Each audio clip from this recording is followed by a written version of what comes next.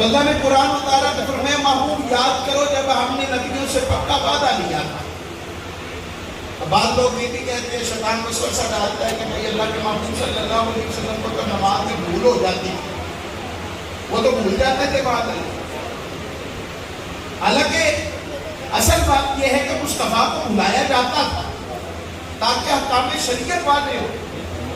ورنہ اللہ تبارک و تعالیٰ مصطفیٰ جان رحمت صلی اللہ علیہ وسلم پہ ایک جگہ پہ نہیں، دو پہ نہیں، 20 مقامات پہ قرآن میں کہتا ہے محبوب یاد کرو، یاد کرو، یاد کرو، یاد کرو جب ہم نے نبیوں سے پکا وعدہ لیا.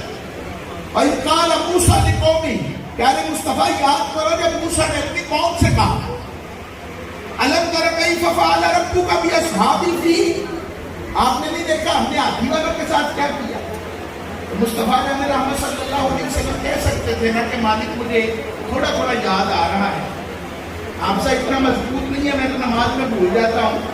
تو اتنی پرانی بات کو پوچھ رہا ہے، ابھی تو میں پیدا بھی نہیں ہوا تھا، تو مجھے کیا پتا کہ نبیوں سے وعدہ لیا کہ نہیں، مجھے کیا پتا کہ موسیٰ علیہ السلام نے اپنی قوم سے کہا کہ نہیں کہا، میں تو جانتا ہی نہیں ہوں. لیکن نہیں، ہر بار اللہ نے جب بھی یاد کروایا مصطفیٰ جان رحمت صلی اللہ علیہ وآلہ وسلم نے اگلے لمحے ہی اس کو یاد بھی کیا اور رب العالمین جل وعلا کی بارگاہ میں بیان بھی فرمایا.